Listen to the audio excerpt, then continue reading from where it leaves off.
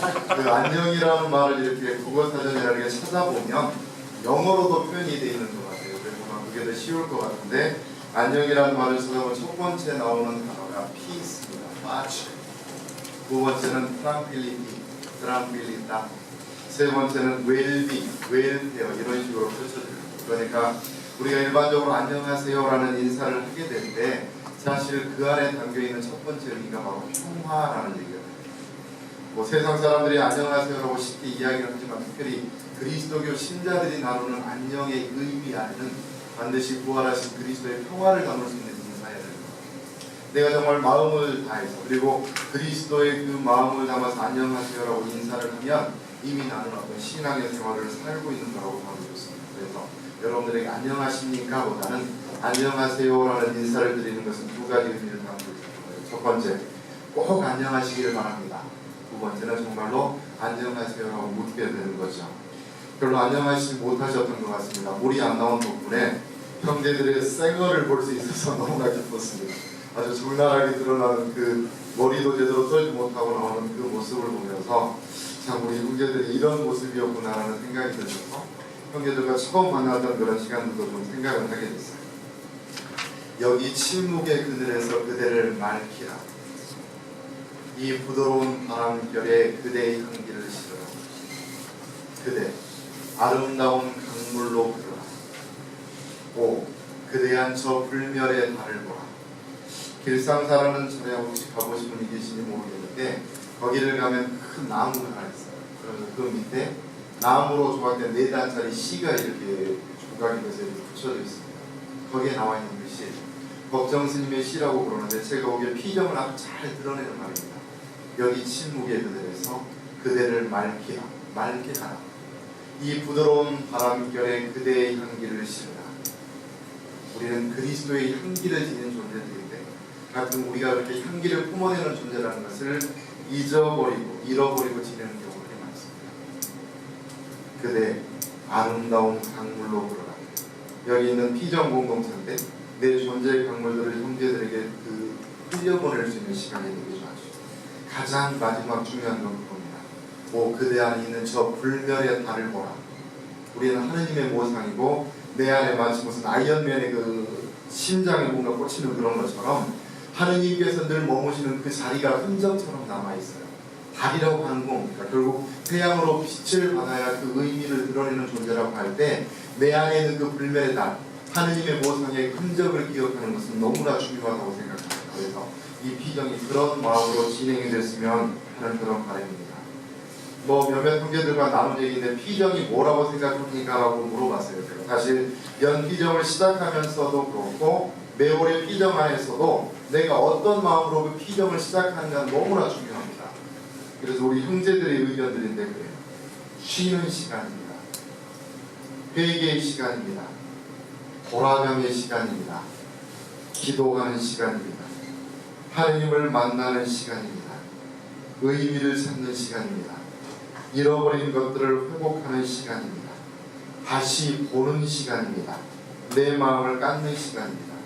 일곡동에 가서 제가 이제 그 얘기를 하다가 최강섭 신부님이 피정이 뭐냐고 이렇게 물어봤더니 그런 얘기가 되고 있습니다. 뒤통수를 얻어맞는 시간입니다. 그동안에 내가 의리 그러려니 하고 살아왔던 것들이 아니라고 생각하고 뒤통수를 한번 얻어맞는 시간이라고 얘기를 하는 거예요. 성모님의 이야기처럼 마치 내 마음이 꿰찔리는 것과 같은 그 아픔, 사도행전에 나오는 얘기거든요.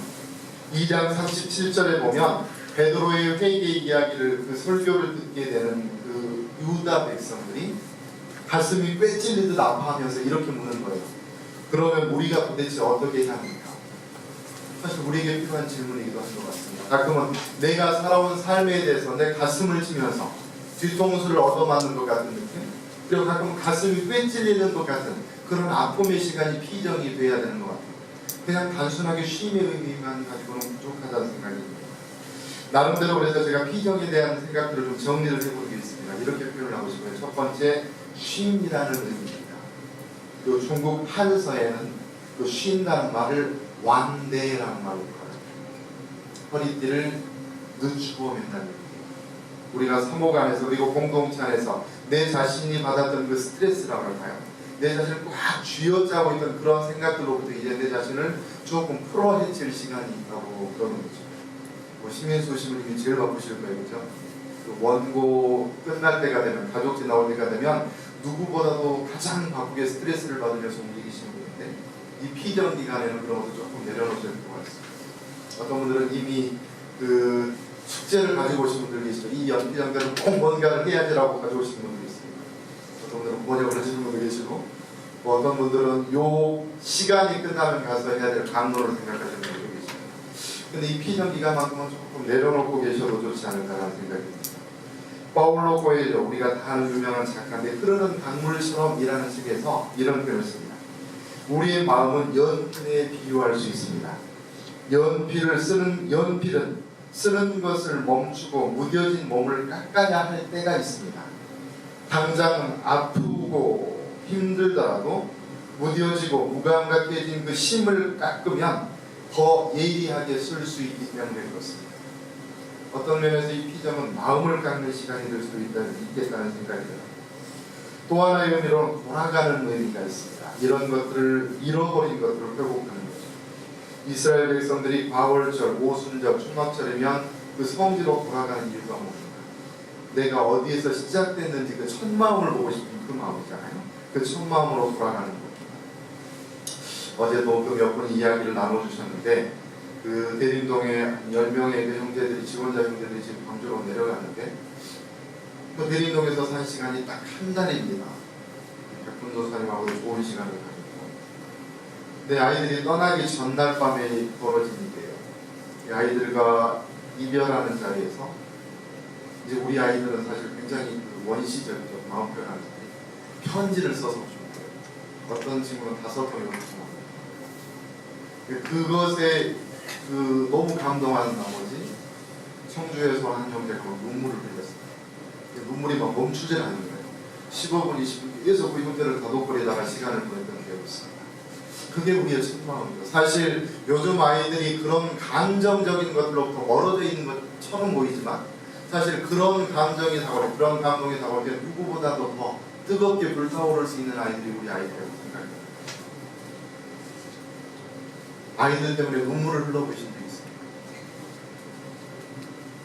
아이들 때문에 정말로 그 안절부절 못하면서 밤잠을 설쳐본 적이 있으십니까? 다 우리에게 있는 그런 감정들인데, 오랫동안 내가 잊어버렸던 감정들 계속 지내면서 결국 지금 내 삶 안에서 초대되는 사람들이 과연 누구였는가? 형제들이었는가? 아이들이었는가? 아니면 바깥 사람들이었는가? 우리가 쉽게 생각해 볼 수 있는 겁니다. 그런데 피정을 통해서 사실 우리는 그 첫마음들을 다시 한번 새롭게 회복하는 시간이 되기도 한다는 거죠.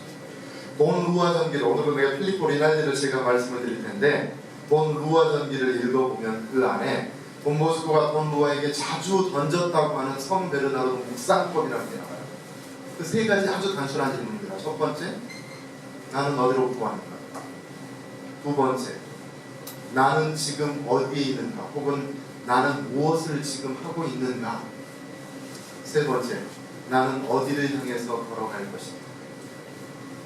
아주 단순한 3가지 질문이지만 사실 피정을 통해서 그 질문을 받아들이면 결국 우리의 원천에 관한 것이고, 지금 내가 서 있는 자리, 내 삶의 자리에 관한 것이고요. 그리고 앞으로 우리가 어디를 향해서 걸어가야 할 것인가까지도 분명하게 드러납니다.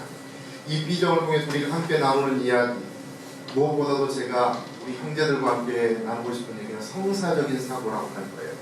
그것을 통해서 필리포 리날디를 다시 한번 바라보게 됩니다. 세상에서 우리가 사고하는 방식은 2가지가 있다고 합니다. 첫 번째는 과학적이고 이성적인 사고입니다. 두 번째는 성사적인 사고예요. 과학적인 사고는 눈에 보이는 것을 있는 그대로 판단하는 거죠. 그리고 성사적인 사고는 성사라는 말로 시작합니다. 보이는 것을 통해서 보이지 않는 하느님의 은총을 찾아내는 것이 성사적인 사고예요.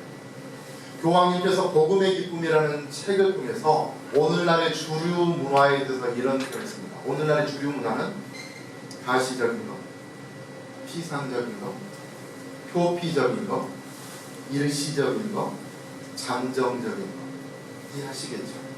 너무나 빠른 그 세상. 그러면서 그 안에서 눈에 보이는 것들만을 절대화시키는 우리들의 사고의 모습을 그대로 드러냅니다.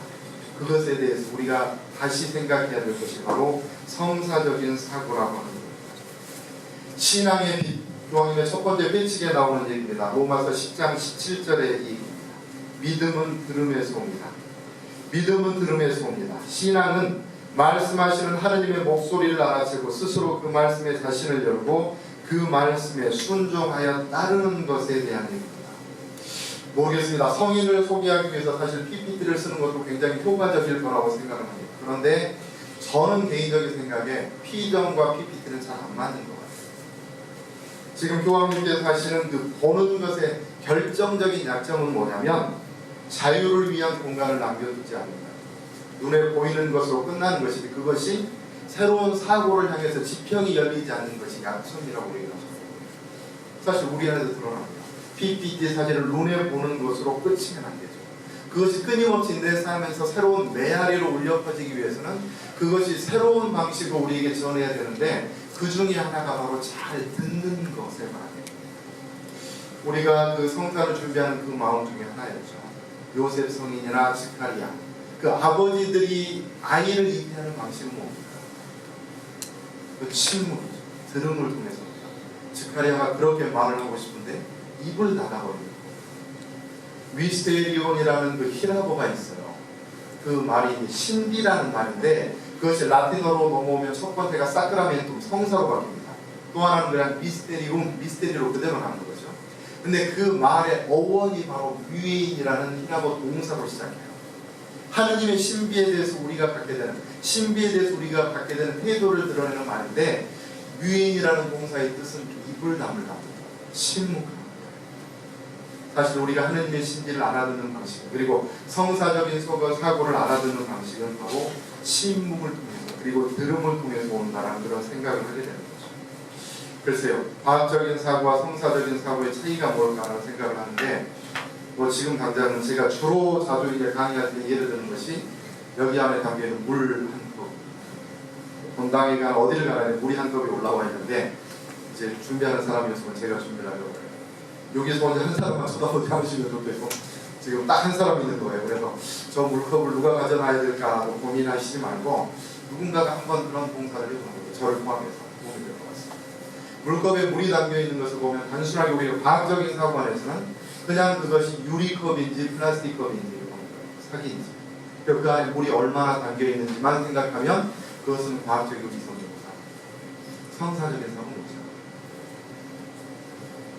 누가 가져다 놓았을까? 어떤 마음으로 가져다 놓았을까? 그 형제가 누구일까를 생각하면서 그것에 대해서 한 모금 마시면서 고맙게 생각하고 감사의 마음을 갖게 되는 것은 성사적인 사고. 제가 소개한 성자님한테 그런 얘기를 했더니 그걸 실천하는 형제들이 실제로 있어요. 지금도. 그 미사 중에 그 물 있잖아요. 그 사제가 손을 씻는 물. 그 물이 겨울에는 뭐 맨날 춥고 그러잖아요. 근데 어느 수녀원에 가니까 그것을 따뜻한 물로 가져다 주더라고요. 그러니까 그 물을 접하면서 굉장히 제가 고마운 마음으로 손이 워낙 찬 사람이라 그런 마음들이 그대로 전해지는 게 너무 기뻤습니다. 그래서 이제 우리 형제들에게 그 얘기를 했더니 실제로 대림동이나 병영 공동체에 그런 일을 하는 것 같아요. 그거 성사적인 사고. 단순하게 보이는 물체 혹은 사람으로 끝나는 것이 아니라 그 사람 안에 담겨있는 새로운 삶들을 찾아나가는 것이라고 봐야죠. 요셉 라싱거 베네딕토 16세 교황님께서 쓰신 하느님과 세상이라는 책에 나오는 얘기입니다. 성경을 읽을 때도 마찬가지 되는 거죠. 우리가 겉으로 드러나는 모습만 읽고 그 단순한 이야기들 속에 담겨있는 초월적인 의미를 보지 못한다면 그 비유가 이끌어가려는 본연의 길에 이르지 못합니다. 비유는 나를 그러한 길로 인도한다. 처음 우리에게 보이는 것은 모든 사람이 보는 것, 이미 알고 있는 것들이다. 그러다가 점점 거기에 더 많은 무언가가 담겨있다는 것을 보게 되고 그것을 보게 되는 힘은 바로 하느님을 만날 수 있는 성사적인 신비들이다. 교황 마오보이사가 그런 표현을 쓰는 거예요. 자연이라고 하는 것은 하느님의 신비가 감추어져 있는 살아있는 책이다라는 표현을 쓰셨습니다. 예수님께서도 하느님 나라는 뭐뭇과 같다 뭐뭇과 같다고 비유로 말씀을 하시는 거예요. 그것은 끊임없이 그 눈에 보이는 것들을 통해서 보이지 않는 하느님의 나라를 찾아갈 수 있도록 그렇게 우리 자신을 초대하는 거죠. 주철한 PD라고 혹시 들어보셨나요? 그 PD가 쓴 책 중에 그런 얘기가 나옵니다. 인간은 불행해지고 싶으면 비교를 하고 행복해지고 싶으면 비유를 하십시오. 비교를 한다는 건 뭐예요? 최장섭 신부님께서는 남영욱 신부님보다 얼굴이 더 네모났습니다. 전수정 신부님은 백준식 수사님보다 더 뚱뚱합니다. 유만근 신부님은 강훈 신부님보다 더 잘생겼습니다. 이렇게 얘기를 하면 비교 당하는 사람은 그것이 현실이라고 하더라도 기분이 나빠지는 거예요. 근데 이분이 하는 표현 중에는 비유를 한번 써봐. 예수님께서 하셨던 거죠. 강훈 신부님은 하늘 같습니다. 굉장히 부담스러워 하시는 거예요. 이현진 수사님은 장미꽃과 같습니다. 뭐 이런 표현을 쓰는 거예요.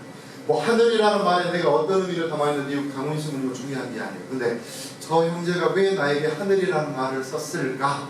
라고 생각하면서 상상의 나를 펼치면서 스스로 행복해지는 거죠.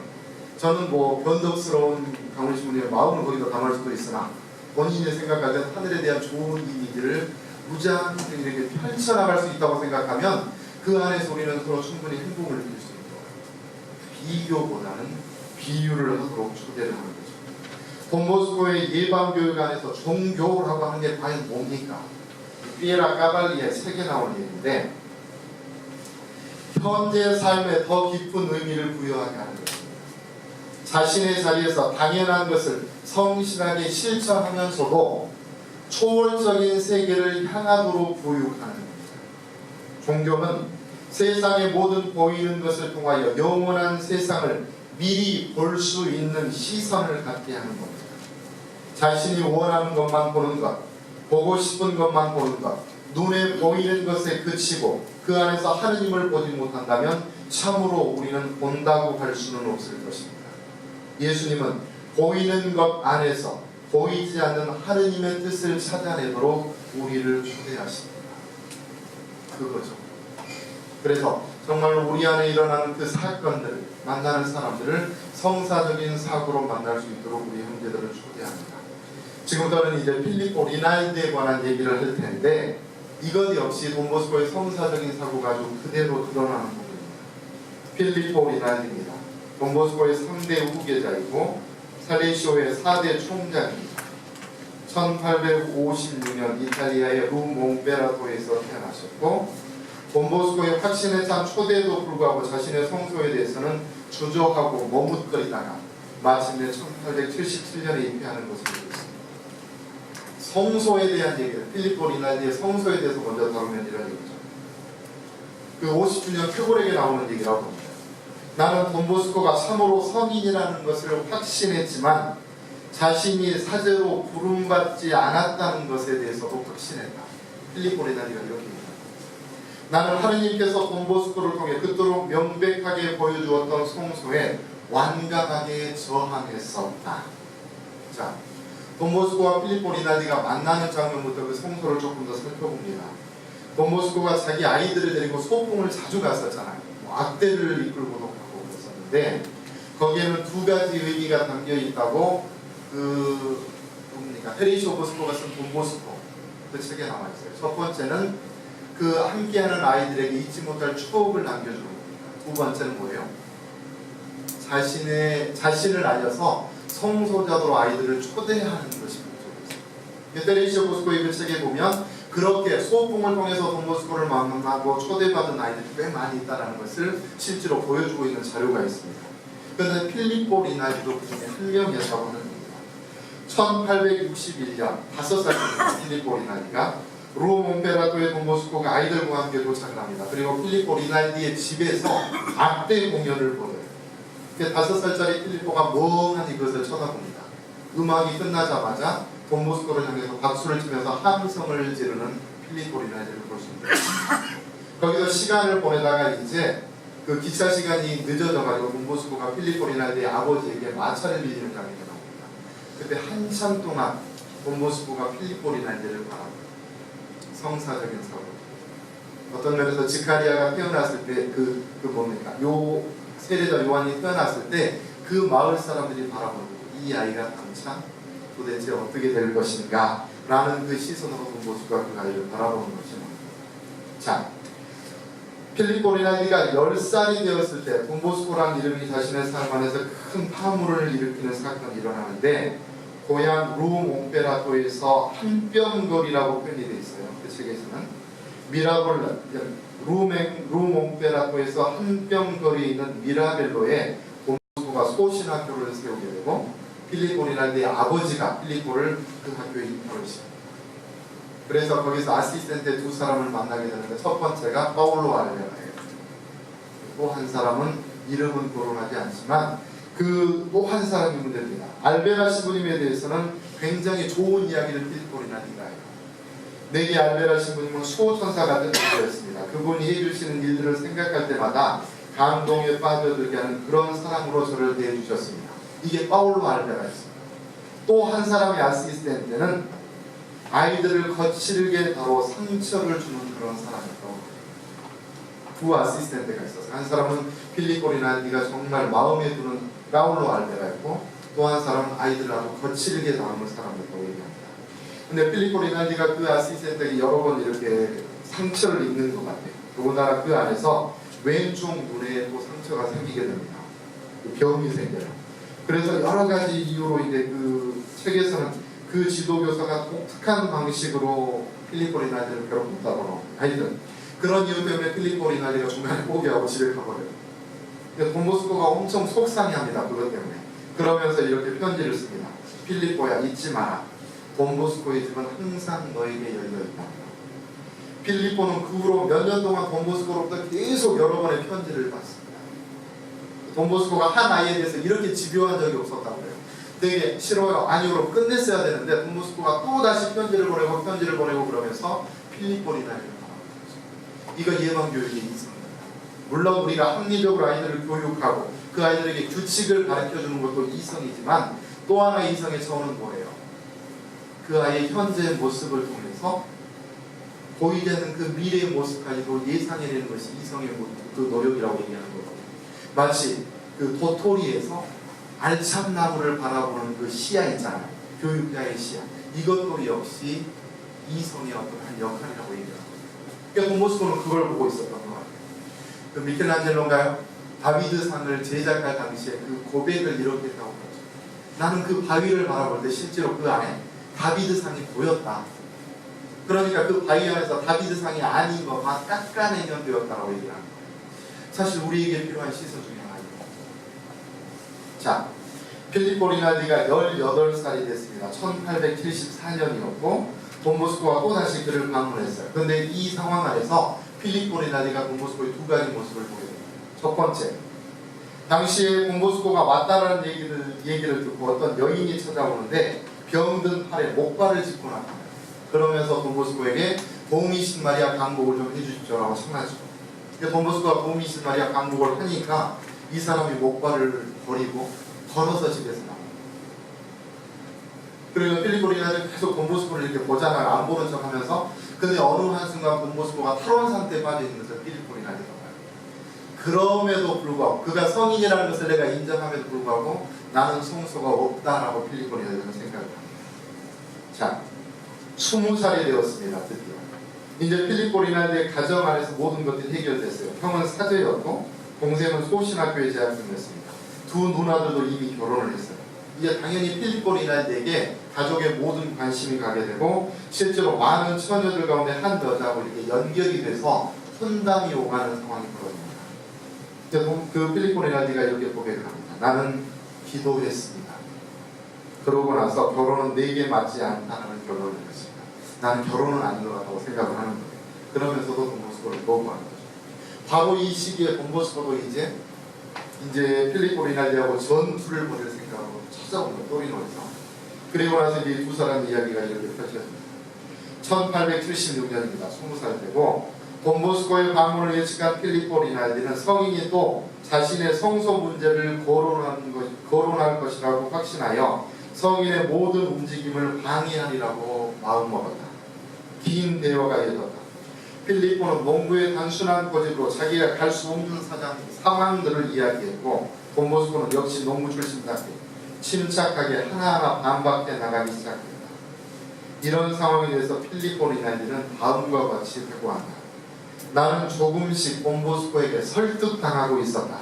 우리 부모님은 내 선택에 자유를 주고 계셨고, 그러니까 네가 뭘 해도 상관이 없다고 얘기를 했어요.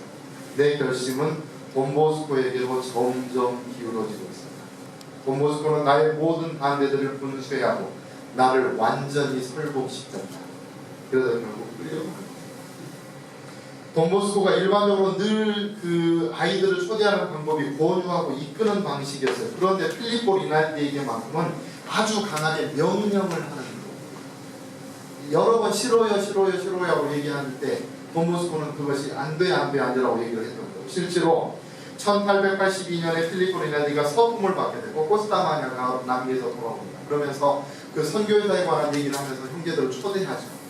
그 상황에서 필리포 리날디가 저도 선교사로 가고 싶어라고 얘기합니다. 근데 그 안 돼라는 말을 이제 싫어요라는 말을 필리포 리날디가 아니라 돈보스코가 해요. 안 돼. 너 거기 갈 수 없어. 너는 거기에 가서 네가 선교사가 되는 것이 문제가 아니라 여기서 선교사들을 거기로 보내야 하는 게 문제입니다. 하여튼 두 사람이 그런 관계였죠. 어쨌든 일편을 했고 수련기를 보내게 되는데 1879년 10월 20일에 시작합니다. 51명의 수련자들이 있었는데 그 중에 수석 아시스텐트가 수련자 중에 하나였던 필리포 리날디가 됩니다.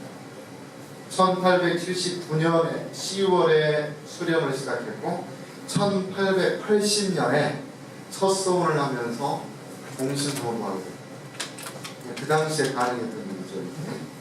그래서 그 당시에 많은 그 장상들의 일치된 의견은 이미 필리포 리날디가 수도 생활을 잘 할 수 있도록 준비가 된 사람이라고 믿었어요.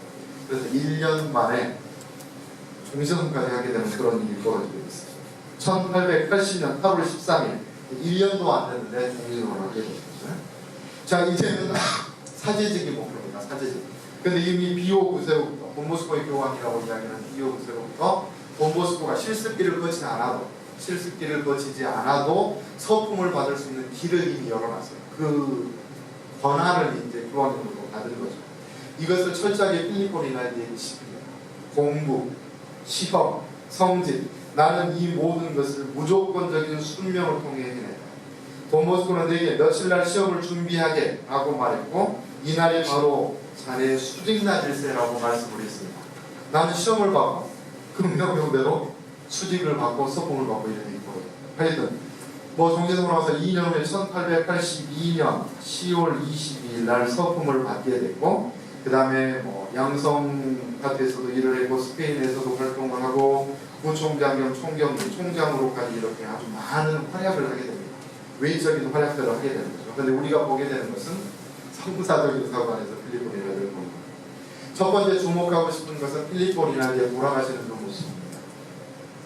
1931년 오전 10시 30분에 성인 같은 장상 필리포 리날디가 안락 의자 위에 앉아 고개를 숙인 채 잠들어 있는 것을 사람들에게 발견되었고 평온하고 조용하게 아무런 방해도 받지 않게 선중하신 필리포 리날디입니다. 강훈 신부님은 어떻게 돌아가시고 싶으십니까? 보시면 생각도 좀 나는데 그냥 안락 의자에 앉아서 조용히 이렇게 돌아가시는 필리포 리날디의 모습. 희망하는 것으로는 충분하지 않은 것. 정말로 선정우리의 착한 죽음을 위한 우리들의 연습들 굉장히 중요하리라고 보입니다. 착한 죽음 연습을 언제 해보셨나요? 마지막으로 대리동에서는 부재들까지 초기 양성자들은 착한 죽음 연습을 하고 최소한 2달, 3달에 한 번은 방을 옮기는 겁니다. 부재들도. 근데 생각보다 반응이 좋은 겁니다.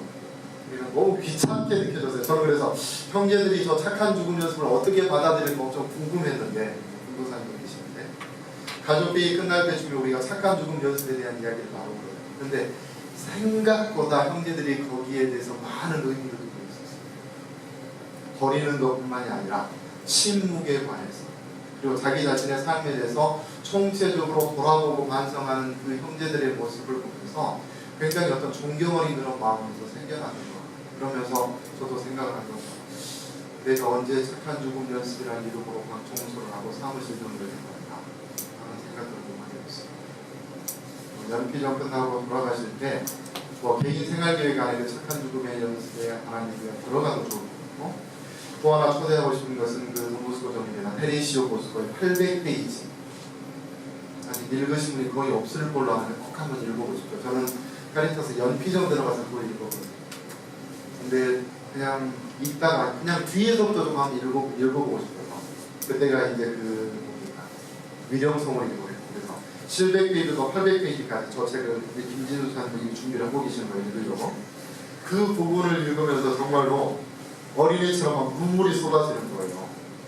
정말 감동했어요. 이 책 그런 책이에요. 마지막 그 돈보스코의 말년에 관한 얘기를 우리가 그렇게 리얼하게 들어본 적이 없어요. 근데 이 책 안에서는 그 이야기가 그대로 담겨 있습니다.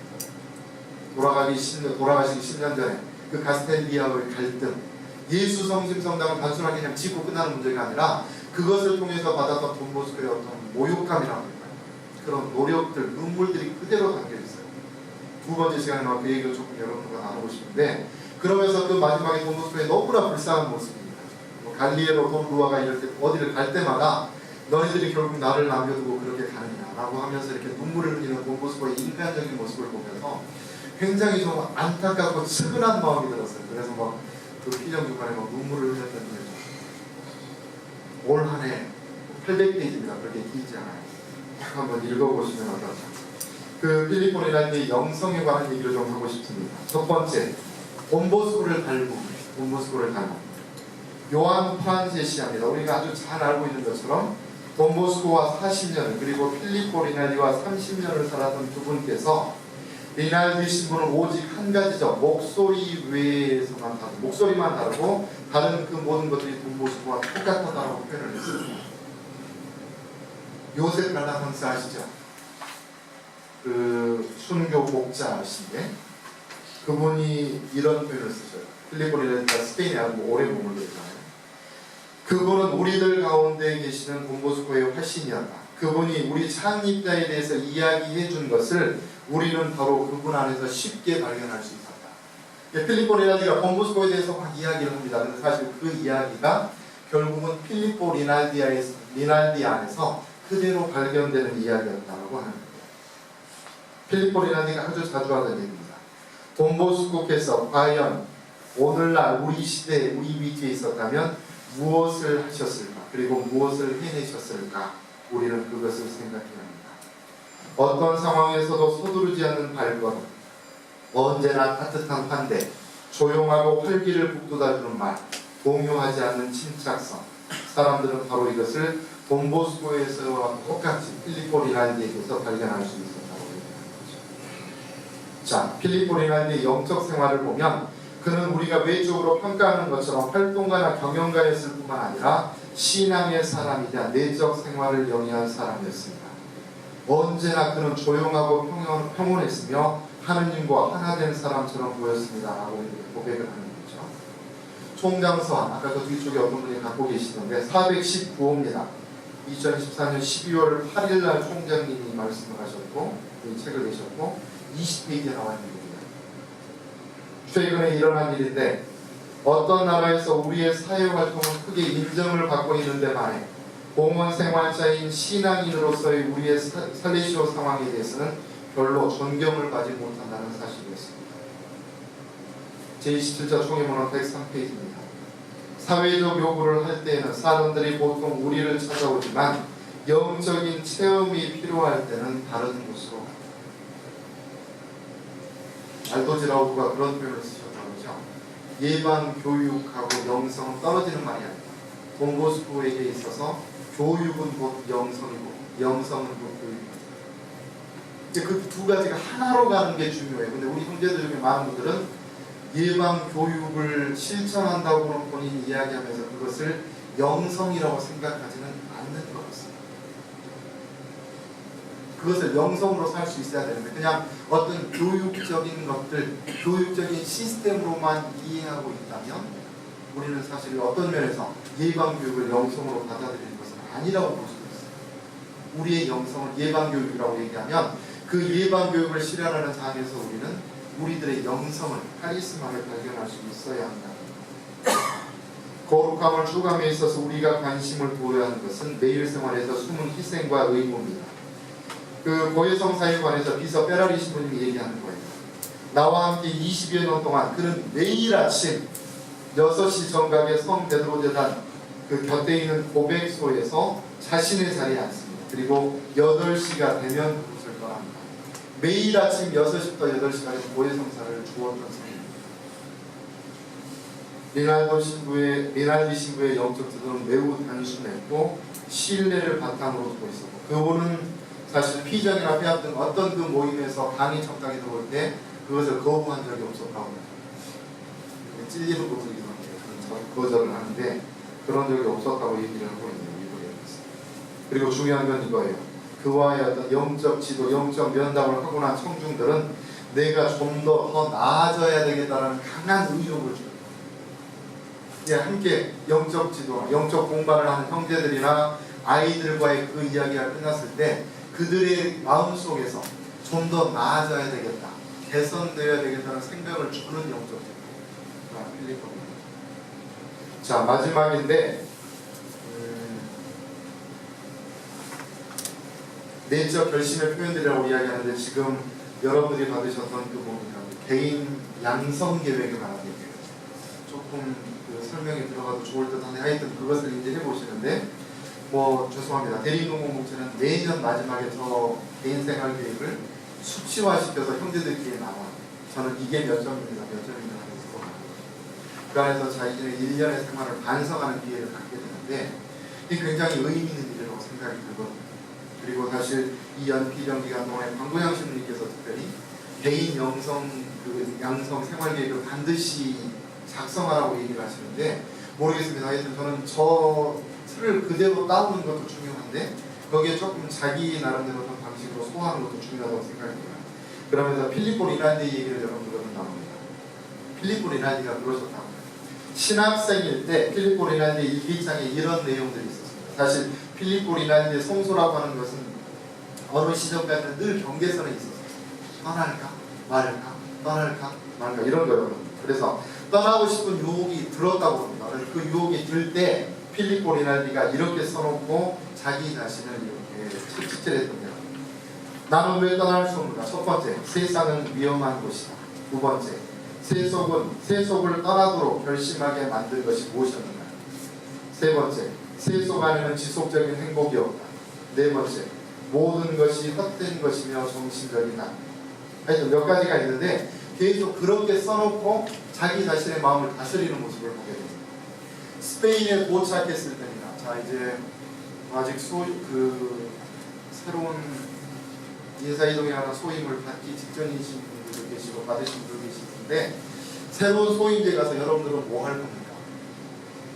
그 순명을 받아들이는 것도 중요한데, 내가 과연 거기서 어떻게 살 것인가에 대해서 구체적인 계획을 세우는 것도 개인 양성 계획에 들어가는 거예요.